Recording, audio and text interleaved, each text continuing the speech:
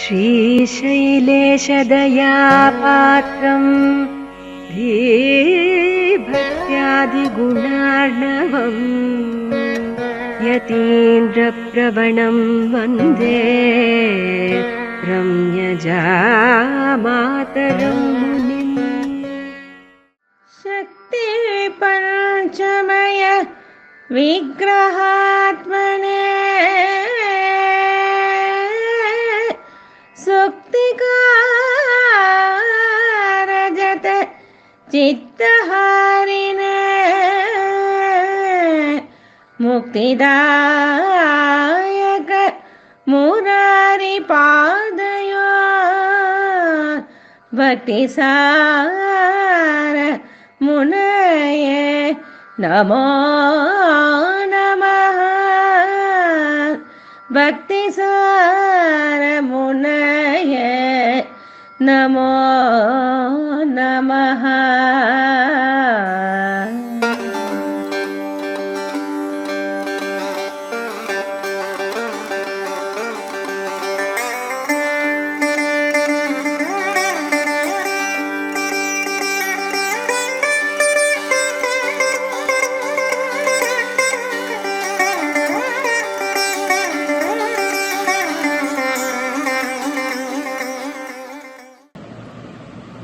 श्रीशैलेशदयापात्रम् दीभक्त्यादिगुणार्णवम् यतीन्द्रप्रवणम् वन्दे रम्यजामातरम् मुनिम्।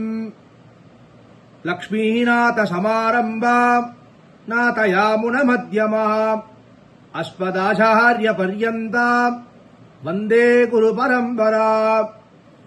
यो नित्यमच्युतपदाम्बुजयुग्मरुक्म व्यामोहगतस्ततितराणि तृणाय मेने अस्मद्गुरोर्भगवतोऽस्य दयैकसिन्धोः रामानुजस्य चरणौ शरणम् प्रपद्ये। पादुके यतिराजस्य कथयन्ति यथा ह्यया तस्य दाशरथेः पादौ शिरसा धारयाम्यहम्। सकलवेदान्तसारार्थपूर्णाश्रयम् विपुलवादूलगोत्रोद्भवानाम् वरम् रुचिरजामातृयोगीन्द्रपादाश्रयम् वरदनारायणम् मद्गुरुम् संश्रये।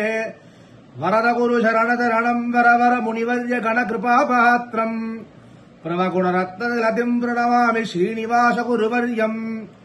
देशिकम् श्रीनिवासाख्यम् देवराजगुरोस्तुतम् भूषितम् सद्गुणैर्जीवितम् वन्दे मम सर्वदा।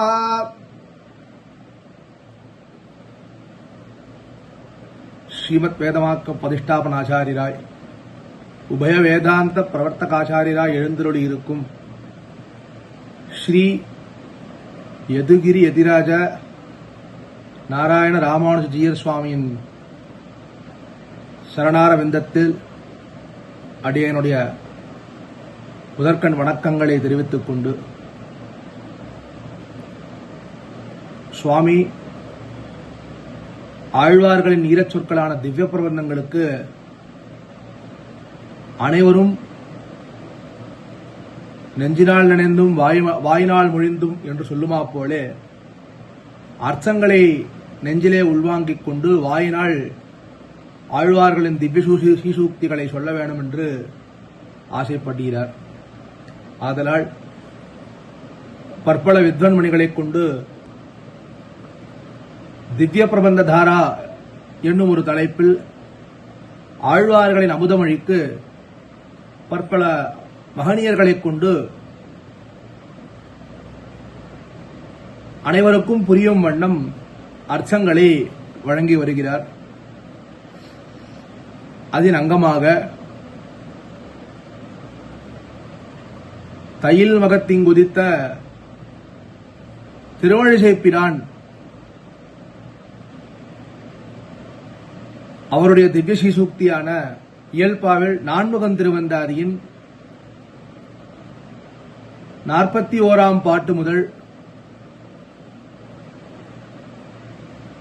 50வது பாட்டு வரை உள்ள அர்த்தங்களை இன்று நாம் அனுபவிக்க உள்ளோம். இந்த சிறியவனை விசேஷமாக கடாட்சித்து இந்த ஒரு பெரிய வாய்ப்பை அடியனுக்கு வழங்கின சுவாமியின் திருவடி வாரத்தில் அடியனுடைய பிரணாமங்கள். மேற்படி இந்த ஒரு உபன்யாசத்தை திருச்செவி சாய்க்கும் அனைத்து பாகவதோத்தவர்களின் திருவடி வாரத்திலும் அடியனுடைய பிரணாமங்களை தெரிவித்துக் கொள்கிறேன். யதாமதி யதாசக்தி யதா அவகாசம் கோஷ்டியாரிடம் விஞ்ஞாபனம் செய்கிறேன். ஏதேனும் பிழை இருப்பின் அடியனை கட்டாட்சித்தருள வேணும். ஆழ்வார்கள் 12. அந்த ஆழ்வார்களில் திருமழிசை ஆழ்வார் மிகவும் சிறப்பான ஒரு ஆழ்வார். திருமழிசை ஆழ்வார் பற்பல சமயங்களில் எழுந்தருளியிருந்தார். இறுதியாக சத்சம்பிரதாயத்திற்கு ஆழ்வார் எழுந்தருளினார். அதனால்தான் எந்த ஆழ்வார்களின் வாக்கு மிகவும் பிராமாணிகமாக இருக்கும் என்றால் திருமழிசை ஆழ்வாரின் திருவாக்கு மிகவும் பிராமாணிகமாக இருக்கும். ஏனெனில் திருமழிசை ஆழ்வார் அத்வைத சமயத்திலும் எழுந்தருளியிருந்து அந்த அனுஷ்டானங்களையும் பின்பற்றி பின்பு ஸ்ரீவைஷ்ணவ சம்பிரதாயத்திலும் எழுந்தருளியிருந்து இந்த அனுஷ்டானத்தையும் பின்பற்றி இறுதியாக நாராயணன் படைத்தான் நான்முகனை நான்முகனுக்கேறார் சிவன் பிறந்தார் என்னும் சொல் சீரார் மொழிசப்பி வாழலாம் நெஞ்சமே என்று நாராயணனே அனைத்துக்கும் மூலப்பொருள் என்று மிகவும் அழகாக ஆழ்வார் ஸ்தாபித்தார்.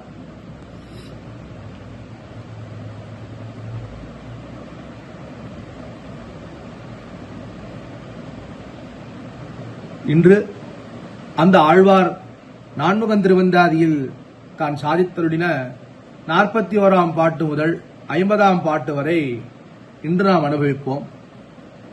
முதலில் பாசுரம், பின்பு அதில் உள்ள பதபத உரை, மேற்படி விசேஷ வியாக்கியானங்கள் இருப்பின் அதையும் நாம் இந்த இடத்தில் அனுபவிப்போம். 41ஆம் பாட்டு. இந்த பாட்டில் அவதாரிகை என்ன சொல்றது அப்படின்னா, எம்பெருமான் என்னுடைய இதயத்தில் வந்து புகுந்தானே ஆகிலும் நான் திருமலையை காண விரும்புகிறேன் என்றார். ஆழ்வார் என்ன சொல்றார் இந்த இடத்துல, அந்த திருமலையில் இருக்கக்கூடிய திருவேங்கடமுடையான் என்னுடைய உள்ளத்துல வந்து புகுந்துட்டான். ஆனாலும் எனக்கு என்ன ஆசை, அந்த திருமலையை தான் பார்க்கணும், என்னுடைய கண்ணால திருமலையை நான் பார்க்கணும். அவன் நெஞ்சில இருக்கான், என்னோட மனசுல வந்து புகுந்துட்டான். இருந்தாலும் பரவாயில்ல, நான் என்னுடைய கண்ணால இந்த திருமலையை பார்க்கணும்னு ஆழ்வார் இந்த 41வது பாசுரத்துல பெருமாள்கிட்ட கேட்டுக்கொள்கிறார். காணல் உருகின்றேன் கல்லருவி முத்துதிர ஓணம் விடவில் ஒளியதிர பேணி வருவேங்கடவா என் உள்ளம் புகுந்தாய் திருவேங்கடவதனை சென்னு. கல் அருவி முத்துதிர அப்படின்னா என்ன? ஒளிகின்ற அருவிகளின் மூலமாக முத்துக்கள் உதிரப் பெற்றதும். எப்படி இருக்கா திருவேங்கட மலையில அருவிகள்லாம் சூழ்ந்து இருக்கா அந்த மலையில. அந்த மலைகள்ல அந்த அருவியிலேருந்து கொட்டுற ஜலப்பிரவாகங்கள் நேரம் அந்த கல்லெல்லாம் பட்டு முத்து மாறி கொட்டின்றே இருக்கான். ஓணம் விழவில் ஒளியதிர. பெரியாழ்வார் சொன்ன மாதிரி அத்தத்தின் 10ஆம் தோன்னிய வச்சுதன். அஸ்தத்திலேருந்து 10வது நாள் திருவோணம். அந்த திருவோண திருநாளில் பல்லாண்டு பாடும் ஒளி அதிரப் பெற்றுள்ளதா. அந்த திருவோண திருநாள் அன்று பெருமாளுக்கு திருவீதி புறப்பாடுகள் நடப்படும் போது ஜீயர் சுவாமிகள் முதலானோர் வேங்கடத்துறைவார்க்கு நவமண்டலாம் கடமை என்று சொல்லுமா போலே அந்த வீதியிலே பெருமாளுடைய ஸ்ரீசூக்திகளை பாடிக்கொண்டு வருவார்கள். ஆழ்வார் அதை சொல்றார் இந்த இடத்துல. திருவோண திருநாளில் பல்லாண்டு பாடும் ஒளி அதிரப் பெற்றுள்ளதாம். எப்படி இருக்கா அந்த ஒளி? அந்த மலையே அதிர்ந்த அளவுக்கு இருக்கா அந்த பல்லாண்டு ஒளி. பேணி வருவேங்கடவா, நீ விரும்பி சேரப்பெற்றதுமான திருவேங்கடத்தை இருப்பிடமாக உடையவனே. பெருமாளே, நீயே விரும்பி போய்தான் அந்த இடத்துல நின்ற. அப்படி இருக்கும்போது இருப்பிடமாக உடைய அந்த திருமலையில் இருக்கும் பெருமாளே, என்னுள்ளம் புகுந்தாய். நீயே விரும்பி அந்த மலையில் இருக்கும் போதும் நீ என்ன பண்ணா, என்னுடைய உள்ளம் புகுந்தாயே, என்னுடைய உள்ளத்தை புகுந்து விட்டாயே பெருமாளே.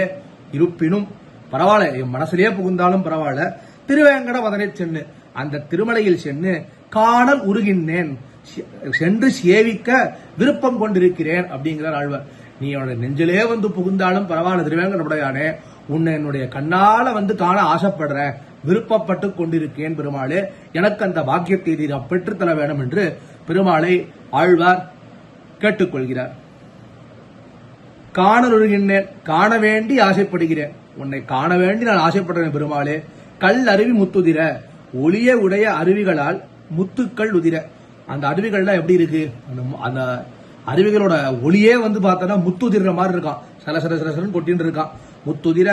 அதே அது அப்படி மட்டும் இல்லாம அந்த மலையில என்ன இருக்கும், கற்கள்லாம் பெரிய பெரிய பாறாங்கல்கள்லாம் இருக்கும், அதுல நேரா வந்து ஜலப்பிரவாகம் மேலேந்து பட்டது என்ன ஆகும், சத்தங்கள் ஒரு முத்து கொட்டுற மாதிரி ஒரு சத்தம் வந்துட்டே இருக்கும். அந்த மாதிரி நம்ம எடுத்துக்கொள்ளலாங்கிற ஆழ்வார் இடத்துல. கல் அருவிகள் முத்துக்களைப் போலே உதிர என்னும் பொருள் கொள்ளலாம். ரெண்டு விதமாகவும் பொருள் கொள்ளலாம்.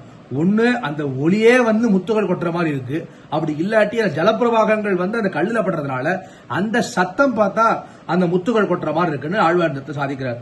ஓணம் விழவில் ஒளியதிர, ஓண விழவில் ஒளியதிர, திருவோண திருநாளில் ஒளி முழக்க அதிர. திருவோண திருநாள்னா எப்படி இருக்கும், இப்ப நம்ம பார்த்தோம்னா திருவேங்கடமுடையான் வீதியில வந்தாலே அந்த கோலாட்டங்கள் என்ன, இப்ப எவ்வளவு பேர் ஆடுறா, எவ்வளவு பேர் பாடுறா, அந்த பெருமாள் எத்தனை பேர் கொண்டாடுறா, எத்தனை சத்தம் இருக்கு. அந்த திருவோண திருநாளில் ஒளி முழக்கம் அதிர, எல்லோரும் ஆர்வத்துடன் உன்னை அடைகின்ற வேங்கடவனே. எல்லாரும் ஆர்வம், நம்முடைய திருவேங்கட மலையப்பனே வந்து நிற்கிற வெள்ள, அப்படி இருக்கும் போது எல்லா ஆர்வத்தோடு வந்து அந்த பெருமாள் அடைகிறாரா. நீ என்னுடைய இதயத்தில் வந்து புகுந்தாய், அப்படி எல்லாருமே உன்னை ஆர்வத்தோடு அடைஞ்சாலும் நீ என்ன பண்ண, என்னுடைய இதயத்திலே வந்து புகுந்தாய் பெருமாளே, என்னுடைய இதயத்தில் வந்து புகுந்தாய். பேணி வருவேங்கடவா, விருப்பத்துடன் சென்று திருமலையை சென்றடைந்த வேங்கடவனே. பெருமாளின் நீயே ஆசையோடு போய் இந்த திருவேங்கட மாமலையில போய் நின்னியே, அல்லது என்னிடத்தில் விருப்பத்துடன் வருகின்ற வேங்கடவனே, நீயே ரெண்டு விதமா எடுத்துக்கலாம். அதை நீயே ஆசைப்பட்டு அந்த மலையில போய் நின்ற, இல்லாட்டி நீயே ஆசைப்பட்டு என்னுடைய மனசுல வந்து இருந்த பெருமாளே, விருப்பத்துடன் வருகின்ற வேங்கடவனே என்று சென்னு காணொருகின்றேன். என்னோட மனசிலேயே விருப்பப்பட்டு, நீயே விருப்பப்பட்டு என்னோட மனசுல நின்றாலும் எனக்கு என்ன ஆசை, உன்னுடைய திருவேங்கட மாமலைய நான் கண்குளிர காண வேண்டும் என்று ஆசைப்படுகிறார் ஆழ்வார் இந்த இடத்தில். இப்படி இவர் திருமலையை காண ஆசைப்பட்டவாறே அவன் திருமலையில் உள்ள செல்வங்கள் எல்லாம் கிடக்க இவர் திருவள்ளத்தில் வந்து புகுந்தான். இவர் பெருமாள் ஆழ்வார் ஆசைப்பட்டுட்டார் திருமலையை பார்க்கணும்னு. பெருமாள் என்ன பண்ணாரா, தன்னுடைய செல்வங்கள் எல்லாத்தையும் முதலில் தள்ளிவிட்டு நேரா வந்து ஆழ்வாருடைய திருமார்வலை வந்து உட்கார்ந்துட்டாரா. திருமலையை காண ஆசைப்பட்டவாறே அவன் திருமலையில் உள்ள செல்வங்கள் எல்லாம் விட்டுட்டார். எல்லா செல்வத்தையும் இருக்கட்டும், அது மாட்டும் ஒரு இடத்துல இருக்கட்டும், என்னுடைய அடியவன் ஆகப்பட்டுட்டான் என்ன பார்க்கணும்னு. அதனால எனக்கு முதல் வேலை என்ன, ஆழ்வாருடைய திருவுள்ளத்தில் போய் புகுறது தான் அவருக்கு முதல் வேலை அப்படிங்கிற. திருமலையில் அவனுடைய செல்வத்தை காண ஆசைப்பட்டிருந்த என்னுடைய மனோரதத்தை மேலும் வளர்த்து பெருமாள் போயிருப்பானா. பெருமாள் சாதாரணமா இருக்க மாட்டார், மனசுல போய் உட்கார்ந்தார். ஆழ்வாருடைய மனசுல ஆழ்வாருக்கு ரொம்ப சந்தோஷம். ஆஹா, பெருமாள் எல்லா செல்வத்தையும் கிடக்க என்னோட மனசுல வந்து உட்கார்ந்துட்டார். பெருமை இருந்தாரா, அது இருந்துட்டு அவர் பெருமாள் கிடையாது. பெருமாள் கண்ணனாச்சே, என்ன பண்ணாரா, அந்த ஆழ்வாருடைய மனோரதத்தை தூண்டி விட்டாராம். எதுக்கு, திருவேங்கட மாமலையை சேவிக்கிறதுக்கு. நானே மனசுல வந்துட்டேன், இப்ப நான் என்ன பண்றேன், உன்னுடைய ஆசை இன்னும் நான் தூண்டி விடுறேன், எதுக்கு, என்ன நீ சீக்கிரம் வந்து பாரு அப்படிங்கறத ஆழ்வார் இந்த இடத்துல சாய்க்கிறார். திருமலையில் செல்வமாவது, அப்ப செல்வத்தெல்லாம் விட்டு வந்தாருன்னா இப்ப இருக்கக்கூடிய அந்த உண்டியல் பைசா அதெல்லாம் விட்டு வந்தார். செல்வன் தான் அது கிடையாது. கல் அருவி முத்தொதிர ஓணவேள் ஒழுதிர ஆழ்வார் சாச்சார் இல்லையோ. திருமலையில் அருவிகளில் முத்துக்கள் கலந்து சிதறுகையும் திருவேங்கடமுடையானுக்கு திருப்பல்லாண்டு பாடுவதும் ஆடுவதும் பெருமாளுக்கு பாடுவதும் ஆடுவதும் அந்த அருவிகளும் தான் பெருமாளுக்கு பெரிய செல்வமா. தன்னுடைய அடியவர்களோட பெருமாளுடைய பெரிய செல்வம் என்பதை ஆழ்வார் நடத்திலே மிகவும் அழகாக காமிக்கிறார். அப்ப இந்த பாட்டில் நம்ம என்ன புரிஞ்சுக்கணும் அப்படின்னா, ஆழ்வார் ஆசைப்பட்டார், பெருமாள் தன்னுடைய செல்வங்களை இல்லாம கிடக்க ஆழ்வாருடைய மனசுல வந்து புகுந்துட்டார். புகுந்து என்ன பண்ணார், ஆழ்வாருடைய மனோரதத்தை தூண்டி விட்டுட்டார். எதுக்கு, சீக்கிரம் வந்து என்னை வந்து பாரு, திருமலை வந்து பாருன்னு தூண்டி விட்டுட்டார். அப்போ அடியவர்களான நம்ம எல்லாருமே பெருமாளை சென்று சேவிக்கணும்னு ஆசைப்பட்டாலே அந்த பெருமாளே நம்முடைய மனசுல வந்து சீக்கிரமே அவருடைய சேவையை நமக்கு கொடுப்பார் என்பதை ஆழ்வார் மிகவும் அழகாக காண்பிக்கிறார் 41ஆம் பாட்டில். இப்பொழுது 42ஆம் பாட்டு. நான் அவனுடைய வலையில் அகப்பட்டேன். பிரமன் சிவன் முதலோரும் தங்களுடைய துன்பங்களை போக்கிக் கொள்வதற்காக திருமலையில் சென்று நிரந்தரமாக அவனை பற்றுகின்றனர். சரி, நான் வந்து ஆழ்வார், நான் அவருடைய வலையில் அகப்பட்டேன். நான் மட்டுமானா, நான் மட்டும் கிடையாது, பிரமன் சிவன் முதலே எல்லாருமே என்ன பண்றார், அவருடைய துன்பங்களை போக்கி அவருக்கு இருக்கக்கூடிய கஷ்டங்களை போக்குறதுக்காக திருமலையிலேயே சென்று நிரந்தரமா இருக்கலாம். அவனை பெருமாளை பற்றுகிறார், பெருமாளை பிடித்துக் கொள்கிறார்கள். எதுக்கு, அவர்களை துன்பங்களை போக்கிக் கொள்வதற்காக. யாரு, சிவனும் பிரமனும் ஆகிய முதலானோர். நீங்கள் உங்கள் விருப்பங்களை நிறைவேற்றிக் கொள்வதற்காக ஆகிலும் திருமலையை பற்றுங்கள். சரி, உங்களுக்கு உங்களுடைய விருப்பத்தை போக்கிக் கொள்வதற்காவது நீ போய் அந்த திருமலையை பற்றிக் கொள்ளுங்கள், திருவேங்கடமுடையானை பற்றிக் கொள்ளுங்கள், அந்த திருமலையை பற்றிக் கொள்ளுங்கள் என்று ஆழ்வார் இந்த இடத்துல சாதிக்கிறார். திருமலையின் இனிமையை நினைத்து தாம் அங்கே செல்வதற்காக பலமற்றவராய் ஆழ்வார் என்ன ஆயிட்டான், திருமலையோடைய அந்த வைலட்சணத்தை நினைச்சு ஆழ்வாருடைய மனசு ஃபுல்லா பலவீனமாயிட்டான். அந்த பெருமாளை போய் சேவிக்க முடியல பலமற்றவரா இருக்காராம். நீங்கள் சென்றடையுங்கள், எனக்கு தான் வந்து நான் நினைந்து நைந்து உள்கரைந்து உருகிட்டேன், நீங்களாவது சென்று அடையுங்கள் என்று மற்றவர்களை பார்த்து ஆழ்வார் சொல்கிறாராம் என்று பொருள் கொள்ளலாம்ங்கிற அந்த இடத்துல ஆழ்வார் என்ன சொல்றார், நான் நினைந்து நைந்து உள்கரைந்து உருகிட்டேன், பெருமாளை நினைச்சு நைந்து போயிட்டேன், நைந்து உள்கரைஞ்சு உருகிட்டேன், அதனால எனக்கு வந்து போறதுக்கு சக்தியே இல்ல, பலமே இல்லை எனக்கு, நீங்களாவது போய் அந்த பெருமாளுடைய திருமலையை போய் அடையுங்கள் என்று உபதேசிக்கிறார் ஆழ்வார் இந்த பாசுரத்திலே. சென்னு வடங்கு மினோ சேனுயர் வேங்கடத்தை நின்று விடகெடுக்கும் நீர்மையாள் என்னும் கடிக்கமல நான்முகனம் கண்மு ஒன்னத்தானும் அடிக்கமல விட்டேத்தும் அங்கு. சேன் உயர் வேங்கடத்தை, மிகவும் ஓங்கிய சிகரத்தை உடைய திருமலை, பெரிய பெரிய 7 மலை, ரொம்ப பெரிய மலையா, மிகவும் ஓங்கிய சிகரம், பெரிய சிகரத்தை உடைய திருமலையை சென்று வணங்குங்கள், போய் சேவியுங்கள். அந்த திருமலை எப்படி இருக்கான், நீர்மையால் நின்று வினைகெடுக்கும், தன் தன்மையால் பாவங்களை போக்குவதில் நிலைநிற்கும் பெருமாளுடைய தன்மையினாலே நம்ம போய் நின்றாலே போதும். அந்த திருமலையில நம்மளுடைய பாவங்கள் எல்லாமே அந்த வேங்கடத்தை போய் அடைஞ்சிட்டோம் அப்படின்னா நம்மளுடைய பாவங்கள் எல்லாம் நீக்கிவிடும். எப்படி பெருமாளுடைய நீர்மைன்ற தன்மையினால நம்மளுடைய பாவங்கள் எல்லாமே நீங்கிவிடும். அங்கு கடிக்கவள 4 முகனும், அங்கு வாசனை மிக்க தாமரையில் பிறந்த பிரமனும் கண்முன்னத்தானும் முக்கண்ணனான சிவப்பிரானும் என்றும் அடிக்கமலமிட்டேத்தும், எக்காலத்திலும் திருவடிகளில் தாமரை இட்டு துதிப்பார்கள். என்ன பல்வாரா சிவனும் பிரமனும் பெருமாளுடைய திருவடியில நித்தியமே தாமரையை இட்டு பெருமாள் வந்து சிவச்சுட்டே இருப்பாளாம்.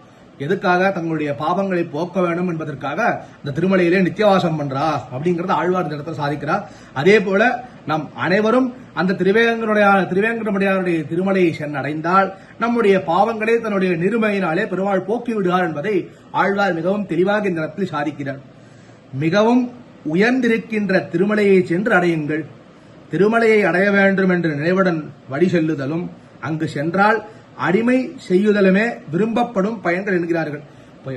போறதுனால என்ன பயன் அப்படின்னா, திருமலையை அடைய வேண்டும் என்ற நினைவுடன் வழி செல்லுதல், போற வழியில வேற எந்த சிந்தனையுமே இருக்கக்கூடாது, ஒரே சிந்தனை அந்த திருவேங்கட மாமலையை போய் அடைய போறோன்ற ஒரு சந்தோஷத்தோடயே போனோமா. அதே மாதிரி அங்கு செய்தால், அங்க போனா நம்ம என்ன பண்ணணும்னா, அங்க போயிட்டு நம்ம இங்க இருக்கக்கூடிய மிச்சதான் சுத்தி பார்க்க கூடாது, நினைக்க கூடாது. அங்க திருமலைக்கு போனோம் அப்படின்னா பெருமாளுக்கு ஏதேனும் ஒரு கைங்கரியத்தை பண்ணி கொண்டிருக்க வேணும் என்பதை நினைப்பது, இந்த 2 தான் வந்து நமக்கு இருக்கக்கூடிய பயன் ஆழ்வார் சாதிக்கிறார்.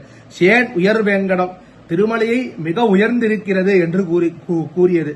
திருமலை எப்படி இருக்கான், பெரிய இடம், அந்த பெருமாளே ஆசைப்பட்டு வந்து இருக்கிற இடம் இல்ல, அது ரொம்ப பெரிய இடம். பயன் அடைவதற்காக முழுவதும் செல்ல வேண்டாமல் புறப்படும் போதே அம்மலையை கண்ணுக்கு தெரியும் என்பதற்காக ஆகும்.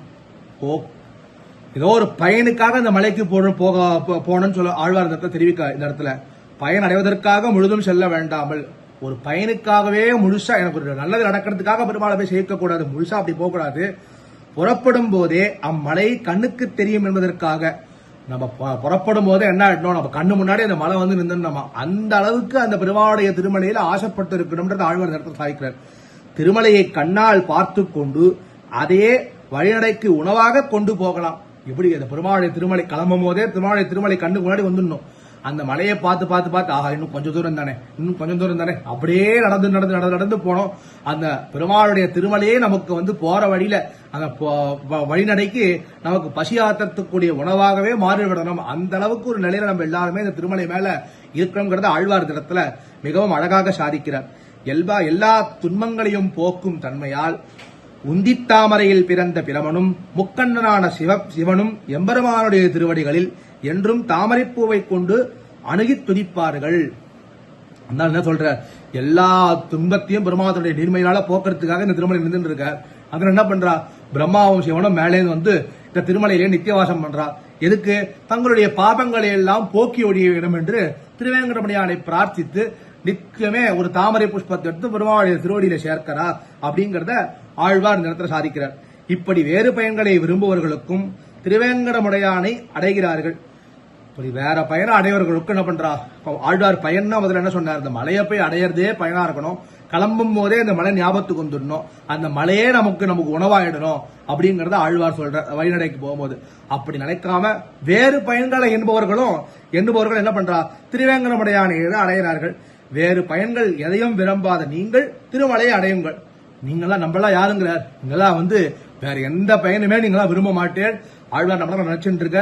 நம்ம எப்பயுமே பெருமாளுடைய திருமேனி சிந்தனைகளும் அந்த மலையே திருவிடம்புன்னு ஆழ்வார் சொன்னா போலே அந்த திருமலையே திருவேங்கடமுடையானாக பாவித்து நாம் அனைவரும் இருக்கிறோம் என்று ஆழ்வார் நினைக்கிறார். அந்த வாக்கு சத்தியம். அதனால் வேற எந்த ஒரு பயனுமே நினைக்காம பெருமாளுடைய திருவடியை அடைந்தால் நம்முடைய வினை தீரல. அதை பத்தி நமக்கு தேவையே இல்லை. அந்த பெருமாளுடைய அந்த ஒரு சிரித்த திருமுகத்தை பார்த்தாலே போதும், எல்லா வினையுமே போய்விடும். அதை பத்தி நமக்கு கவலையும் கிடையாது. பெருமாளை போய் சேவிக்கணும், திருமலையை போய் சேவிக்கணும், அவ்வளவுதான் நம்ம மனசுல இருக்குங்கிறத ஆழ்வார் இடத்துல ஸ்பஷ்டமாக காமிக்கிறார்.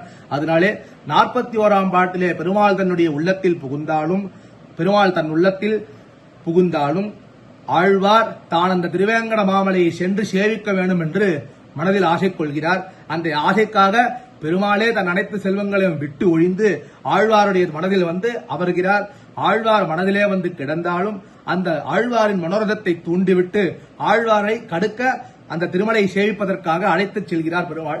இந்த 42வது பாட்டிலே அந்த திருமலையை சென்று சேவித்தால் பெருமாளுடைய நீர்மையினாலே நம்முடைய பாபங்கள் எல்லாம் ஒழியும்.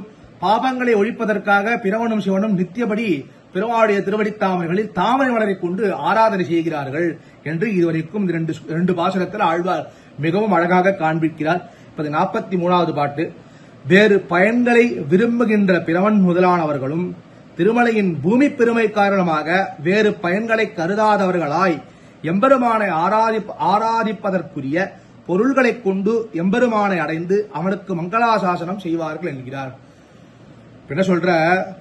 அந்த பிரமன் வேறு போன பாசத்திலிருந்து அந்த பிரமனும் சிவனும் வேறு பயனை விரும்பி, அதாவது பாபங்கள் ஒழிய வேண்டும் என்ற பயனை விரும்பி அந்த பெருமாளை சேவிக்கிறார். ஆனா அவர்களும் கூட அந்த ஒரு பூமி, அந்த ஒரு பரிசுத்தமான அந்த ஒரு பூமியை பார்த்து, அந்த பூமியினுடைய பெருமையை பார்த்து அதோட காரணமாக வேற எந்த பயனுமே அவளுமே என்ன பண்றாளா? அந்த பெருமாளை ஆராதிப்பதற்குரியான பொருள்களை கொண்டு இந்த பெருமாளை விரும்பி ஆராதிக்க முடியுமா? ஒரு புஷ்பம் கொண்டு வரணும், ஒரு கொடை கொண்டு வரணும், ஒரு தூபம் கொண்டு வரணும், ஒரு தீபம் கொண்டு வரணும், தீர்த்தம் கொண்டு வரணும். இது அனைத்தும் கொண்டு ஆராதிக்கிறோம் பெருமாளை. அந்த ஆராதிப்பதற்குரிய எல்லா பொருள்களையும் கொண்டு எம்பெருமானை அடைந்து அவனுக்கு அந்த பெருமாளுக்கு உண்ட மங்களாசாசனங்கள் பண்றா. யாரு? பிரம்மன் முதலானோர்லாம் பண்றானா? எந்த ஒரு பயன்களும் விரும்பாம அந்த பூமியினுடைய வைலட்சண்யத்தை பார்த்தே அவ அந்த கைங்கரியங்கள்லாம் பண்றாளா? அவ்வளோ புண்ணிய பூமி திருமலை அப்படிங்கறத ஆழ்வார் இடத்துல சாய்க்கிறார். மங்குள் தோய் சென்னி வடவேங்கடத்தானை கங்குள் புகுந்தார்கள் காப்பணிவான் திங்கள் சடையேற வைத்தானும் தாமரமேளானும் உடையேறத்தான் குவித்துக் கொண்டு. மங்குள் தோய் சென்னி, மேகம் வரை சென்று கிட்டி இருக்கிற சிகரத்தை உடைய. இப்படி இருக்காத திருவேங்கட மாமலை மேகத்தை போய் இடிக்கிறதா அந்த மாமலை. வடவேங்கடத்தானை காப்பணிவான், வட திருவேங்கடமுடையானுக்கு திருவந்தி காப்பிடுவதற்காக, இந்த பெருமாளுக்குண்டான திருவந்தி காப்பித்தியாதி கைங்கரியங்களை பண்ணுவதற்காக திங்கள் சடையேற வைத்தானும் சந்திரனை ஜடையில் ஏற்ற வைத்துக் கொண்டுள்ள சிவனும். சிவன் என்ன பண்றார்? சந்திரன் ஜட மேல வச்சுருக்காரு. அந்த சிவனும் தாமர மேலானும் தாமரைப்பூவில் பிறந்த பிரமனும் ஆகிய அவ ரெண்டு பேரும் என்ன பண்றார்? தாம் கொடையேற குவித்துக் கொண்டு இவர்கள் முத்துக்கொடையை முதலியவற்றை உயர ஏந்திக் கொண்டு அந்த பெருமாளுடைய முத்துக்கொடையை கையில தலைக்கு மேல வைத்துக் கொண்டு கங்குள் புகுந்தார்கள். சந்தியா காலங்களில் திருமலைக்கு செல்வார்கள். சந்தியா காலங்கள் என்ன பண்ணுவாளா? பெருமாளுக்கு உண்டான அனைத்து வஸ்துக்களையும், திருவாரதத்துக்கு உண்டான திருவந்தி காப்புக்கு உண்டான அனைத்து வஸ்துக்களையும் எடுத்துக்கொண்டு தலை மேல வச்சுக்கொண்டு பிரமணம் சிவனம் என்ன பண்ணுவாளா? அந்த வானுலா அந்த வானத்தை இடிக்கக்கூடிய திருவேங்கட மாமலைக்கு அந்த திருவேங்கடமனையானுக்கு திருவந்தி காப்பிடுவாளா அப்படிங்கறத ஆழ்வார் நடத்த சாய்க்கிறார். மங்குள்தோய் சென்னி, மேகமண்டலம் வரை உயர்ந்த சிகரங்களை உடைய வடக்கு திருமலையில் இருந்தருளி உள்ளவனை மாலை பொழுவதில் திருவந்தி காப்பிடுவதற்காக அப்படின்னு சந்திரனை ஜடையில வைத்திருக்கக்கூடிய சிவனும் எம்பெருமானுடைய திருநாபி கமலத்திலே வந்தருளினைய பிரமனும், பெருமாளுடைய திருநாபியிலிருந்து தாமரையில அந்த பிரமன் பிறந்த அருள்யோ அவ ரெண்டு பேருமே என்ன பண்றாளா? அந்த பெரிய சிகரங்களை உடைய அந்த திருவேங்கட மாமலைக்கு, பெருமாள் எழுந்தெழுக்கக்கூடிய மாமலைக்கு மாலை பொழுதில் சந்தியா வேளையில் பெருமாளுக்கு திருவந்தி காப்பு பண்றதுக்காக அவ 2 பேரும் மேலேந்து வராளாம். அந்த காரணத்துக்காக எம்பெருமானுக்கு சமர்ப்பிப்பதற்காக திருமுத்துக்குடைகள் முதலிய திருவாராதன பொருட்களை சேகரித்துக் கொண்டு செல்கிறார்கள். வெறுங்கையோட போகக்கூடாது பெருமாளை பாக்குறதுக்கு. அதனால பெருமாளுக்கு என்ன பண்ண போறா, திருவாராதனம் பண்ண போறா. அதுக்கு உண்டான திருமுத்துக்குடை முதலிய எல்லா வஸ்துக்களையும் சோடச உபச்சாரங்களையும் எடுத்துக்கொண்டு பெருமாளை சேகரித்து கொண்டு போயிட்டு இருக்கலாம்.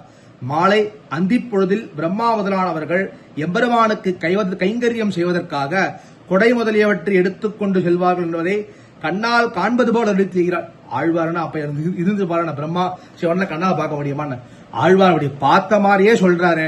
எப்படி அந்த சாயங்கால வேலை ஆயிட்டு தான் பிரம்மாவும் சிவனும் அந்த கொடை முதலானவற்றெல்லாம் ஏந்தி கொண்டு பெருமாளை திருவாராதனம் பண்றதுக்காக வரலாம். இது எப்படி ஆழ்வார் கண்ணால பார்த்திருப்பாரு, கண்ணால பார்த்த மாதிரியே சொல்றாரு அப்படின்னா அதுக்கு அழகா ஸ்ரீராமாயணத்துல ஒரு வாக்கு எடுக்கிறார். தற்சர்வம் தர்ம வீரியேன யதாவத் சம்பிரபஸ்யதி என்று ஸ்ரீராமனின் எல்லா செயல்களையும் தர்மவீரிய ஞானத்தால் உள்ளபடி நன்கு காண்பாய். பிரம்மா என்ன சொல்றாரா, பிரம்மா வால்மீகி முனிவருக்கு வரம் கொடுக்கிறாராம். ராமாவதார நிகழ்ச்சிகள் அனைத்தையும் உள்ளபடி கண்டார் போலவே என்ன சொல்றா, பிரம்மாவோட ராமர் எழுந்தருள் இருந்த காலத்தில் என்னென்னலாம் பண்ணாரோ அது அப்படியே உனக்கு கண்ணு முன்னாடி வரும். அதை நீ வால்மீகி ராமாயணமாக எழுத வேண்டும் என்று பிரம்மா வரம் கொடுத்தாரோ இல்லையோ, அதே போல இவ்வாழ்வாரும் திருமலையில் நடைபெறும் நிகழ்ச்சிகளை எம்பெருமானுடைய அருளால் அருளி செய்கிறார். அதே போல எப்படி அங்க பிரம்மா வால்மீகிக்கு வரமளிச்சாரோ, இங்க ஆழ்வாருக்கு பெருமாள் அந்த பெருமாளுடைய அருளாலே ஆழ்வார் என்ன சொல்ற, பிரம்மாவும் சிவனும் நித்தியபடி கொடையெல்லாம் எடுத்துட்டு பெருமாளுடைய திருவந்தி காப்புக்காக வரான்னு பார்த்தார் போலயே சொல்றாருன்றத இந்த இடத்த ஆழ்வார் சாதிக்கிறார். கொடை முதலியவற்றை உயர ஏந்திக் கொள்வது சென்றது ஏனில். சரி, அவருக்கு கொடையை உயர ஏந்திக்கிறோம், தலைக்கு மேல எதுக்கு வச்சுக்கிறோம்னா அந்த எம்பெருமானுக்கு அந்த திருவேங்கடமுடையானுக்கு சமர்ப்பிக்க போறோன்ற சந்தோஷத்தினாலே தலைக்கு மேல வச்சு கொண்டாடுறாளாம், அந்த வஸ்துக்களையே கொண்டாடுறாளாம். இந்த ஒரு கொடையானது பெருமாளுடைய திருமடிக்கு மேல் உபசாரம் பண்ண போறதோ இல்லையோ, அதனால அவற்றை தாங்கள் பார்த்து கொண்டே அவ என்ன பண்ணுவாள், தலைக்கு மேல வச்சுன்னா நம்ம அப்படியே பார்த்துட்டே போலாம். ஆஹா எவ்வளவு அழகான கொடை, இந்த அடுத்த கொடை எவ்வளவு கொடுத்து வச்சிருக்கு, அந்த பெருமாளுடைய திருமுடியில போய் சுத்த போறது, பெருமாளுக்கு நான் உபசாரங்கள் பண்ண போறதுன்னு அவ்வளவு சந்தோஷப்படுவானா பிரமனும் சிவனும். அதனால முதல் 41வது பாசுரத்திலே ஆழ்வாருடைய உள்ளத்திலே புகுந்தார் பெருமாள். அந்த ஆழ்வாருடைய உள்ளத்திலே புகுந்து ஆழ்வாருடைய மனோரதத்தை தூண்டி ஆழ்வாருடைய ஆசையை இன்றும் மிகமா தூண்டி விட்டுட்டார். எதுக்கு, திருமலையை சென்று சேவிக்க வேண்டும் என்பதற்காக தூண்டி விட்டுட்டார். ஆழ்வார் அதனால கிளம்பியாச்சு. அதுக்கப்புறம் 42வது பாசுரத்திலே நாம் அனைவரும் சென்று திருவேங்கட மாமலை அடைய வேண்டும். எதற்கடைய வேண்டும் என்றால் நீர்மையினாலே நம்முடைய பாபத்தை போக்குவதற்காக அங்கு திருவேங்கடமுடையான் நின்று கொண்டிருக்கிறார். பிரவணம் சிவனும் தங்களுடைய பாவங்களை போக்குவதற்காக நித்தியமே தாமரை புஷ்பத்தை கொண்டு பெருமாளை ஆராதிக்கிறார்கள்.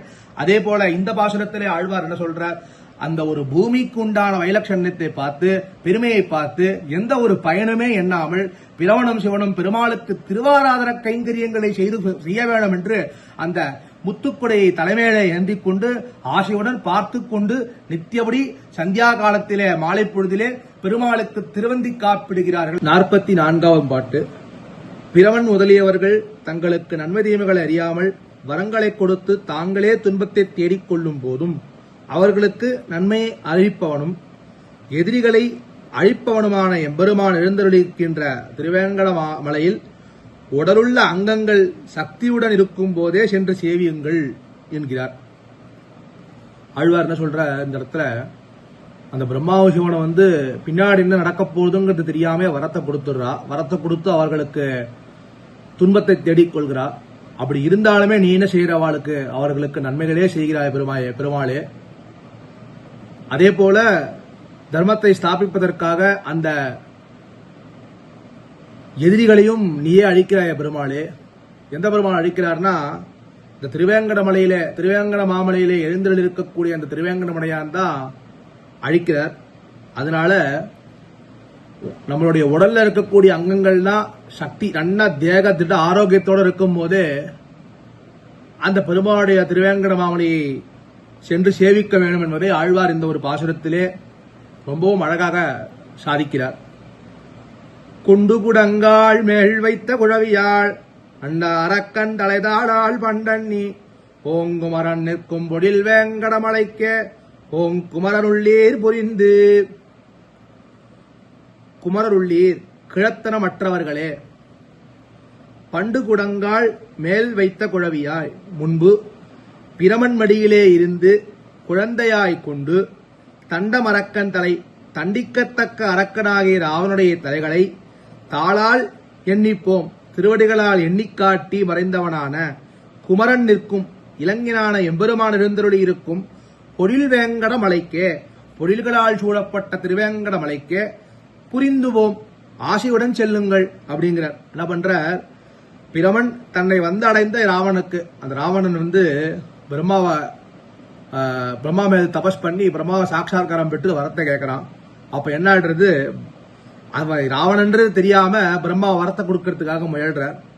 வரன் கொடுக்க முயன்ற போது பிரமனுடைய மடியிலே ஒரு பிள்ளையாய் உருவம் கொண்டு பெருமாள் என்ன பண்ற, ஒரு சின்ன ஒரு குழந்தையா வந்து பிரம்மாவோட மடியில போய் ஒரு உருவத்தை கொண்டு உட்கார்ந்துடுறார். வரன் கேட்க வந்திருப்பவன் கொல்லத் தகுந்தவனான ராவணன் அப்படின்னு சொல்றார் பிரம்மா கிட்ட. சாதாரணவன் கிடையாது, கொல்றதுக்கு எல்லா தகுதியும் உடைய ராவணன் தான் உங்ககிட்ட வரம் கேட்க வந்திருக்கான் பிரம்மா.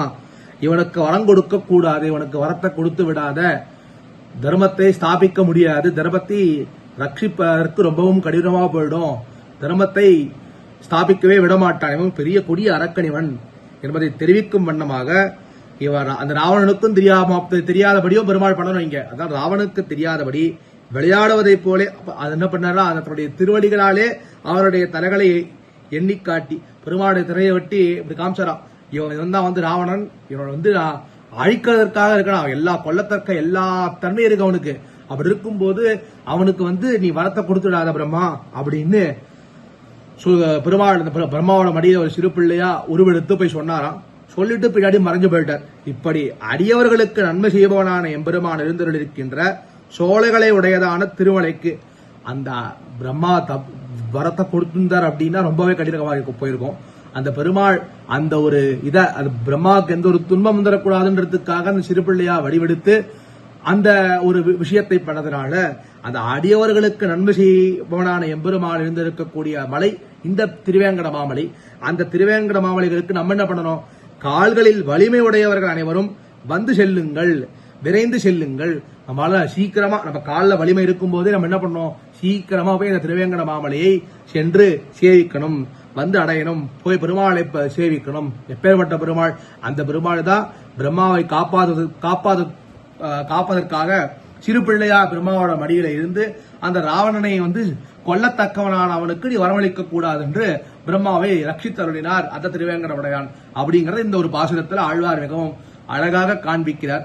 அதனால் முதலாவது பாசுரத்திலே ஆழ்வாருடைய உள்ளத்தில் புகுந்த பெருமாள் ஆழ்வாரின் மனோரதத்தை தூண்டிவிட்டு ஆழ்வாரை விரைந்து திருமலைக்கு சென்று பெருமாளை சேவிக்க வேண்டும் என்பதை செய்தார். பின்பு அந்த பிரமனும் சிவனும் அந்த பெருமாளை சேவிப்பதற்காக பெருமாளுடைய தங்களுடைய பாவங்களை போக்குவதற்காக பெருமாளை சென்று சேவிக்கிறார்கள். நித்தியமே தாமரை பூக்களை கொண்டு பெருமாளை துதிக்கிறார்கள் என்பதை மேலே 42வது பாசுரத்திலே ஆழ்வார் காண்பித்தார். அதேபோல் மேகம் வரை முட்டியிருக்கக்கூடிய அந்த அந்த சிகரத்தையுடைய அந்த திருவேங்கட மாமலையில் சந்தியா காலத்திலே மாலை பொழுதிலே பிரமனும் சிவனும் முத்துக்கொடையை தன் மேலே ஏந்தி கொண்டு அந்த கொடையை பார்த்து கொண்டே பெருமாளுக்கு திருவந்தி காப்பிடுவதற்காக வருகிறார்கள். இந்த பாசுரத்திலே நாம் அனைவரும் நம் கால்களில் சக்தி இருக்கும் பொழுதே திருவேங்கட மாமலையை சென்று சேவிக்க வேண்டும். அந்த பெருமாள் திருவேங்கடமுடையான் தன்னுடைய அடைந்தவர்களுக்கு நன்மை செய்வதும் மற்றவர்களை தீயவர்களை அழிக்கத்தக்க திருவேங்கடமுடையானை சென்று நம் உடம்பில் சக்தி இருக்கும் பொழுதே சேவிக்க வேண்டும் என்பதை ஆழ்வார் என்றது இந்த 44வது பாட்டிலே மிகவும் அழகாக காண்பிக்கிறார். 45வது பாட்டு, அயர்வர் அவர்களான நித்தியசூரிகள் இவ்வுலகத்தில் உள்ளவர்களாகிய இருவருக்குமே அடையத்தக்கது திருமலை என்கிறார். இந்த பாசத்தை என்ன சொல்ற, அந்த நித்தியசூரிகள் அயர்வரும் அமரர்களான நித்தியசூரிகளுக்கும் நம்மை போல இந்த உலகத்தில் இருக்கக்கூடிய எல்லாருக்குமே எது வந்து அடையத்தக்க பொருள், அடையத்தகுந்த பொருள்னா திருமலை தான் அடையத்தகுந்த பொருள்கள். இந்த ஒரு பாசத்துல புரிந்து மலரிட்டு புண்டரீகப்பாதம் பரிந்து படுகாடு நிற்ப தெரிந்தெங்கும் தானோங்கு நிற்கின்றான் தன் அருவி வேங்கடமே வானோர்க்கும் மண்ணோர்க்கும் வைப்பு. புண்டரீக பாதம் புரிந்து மலரிட்டு திருவடித்தாமர்களில் அன்பு பூண்டு பூக்களை பணிமாறி பரிந்து படுகாடு நிற்பத் தெரிந்து வாழ்த்தி வெட்டி வீழ்த்திய மரம் போல் வணங்கி நிற்கும்படியாக விளங்கி தான் ஓங்கி நிற்கின்றான். குணங்களால் பெருமை பெற்று எழுந்தருளியிருப்பவனுடைய தன் அறிவு வேங்கடமே குளிர்ந்த அருவிகளை உடைய திருமலையே வானோர்க்கும் மண்ணோர்க்கும் வைப்பு நித்திய சூரியர்களுக்கும் இவ்வுலகத்தவர்களுக்கும் நிதியாக இருக்கும். விண்ணோர்க்கும் மண்ணோர்க்கும் எது நிதி அப்படின்னா அந்த திருவேங்கட மாமலையான திருமலையே நம்ம எல்லாருக்கும் சொத்து. எல்லாருக்கும் யாருக்கு விண்ணகத்தில் இருக்கிறவர்களுக்கும் மண்ணகத்தில் இருக்க நம்மை போன்ற சேத்திரர்களுக்குமே எது நிதி அப்படின்னா அந்த திருவேங்கட மாமலையே நிதி அப்படிங்கறத ஆழ்வார் தரத்திலே சாதிக்கிறார்.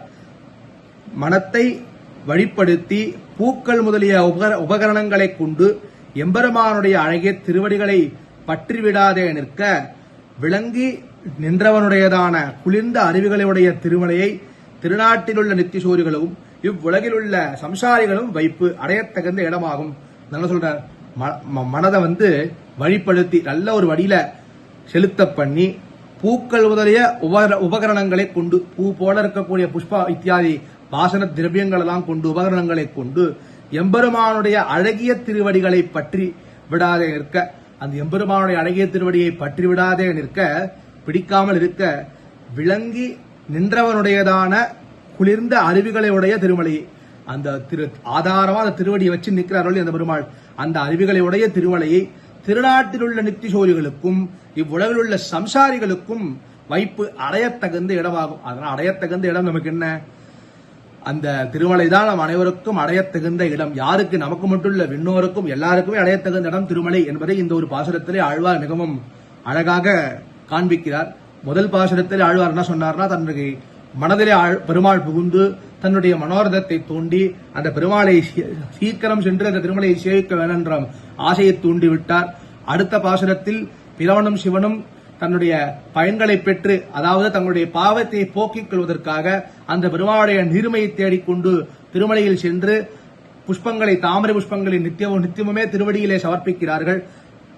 அடுத்த பாசுரத்தில் அந்த பூமிக்கு உண்ட அந்த திருமலை இருக்கக்கூடிய அந்த ஒரு பூமியினுடைய பெருமையை உணர்ந்து எந்த ஒரு பயனுமே தாங்கள் எண்ணாமல் பெருமாளுக்கு திருவந்திக்காப்பிடுவதற்காக வெண் முத்துக்குடையை ஏந்திக் கொண்டு நித்தியம் சந்தியா காலத்திலே சாயங்கால வேளையிலே கைங்கரியம் செய்து கொண்டிருக்கிறார்கள் என்பதை போன பாசுரத்திலே சாதித்தார்.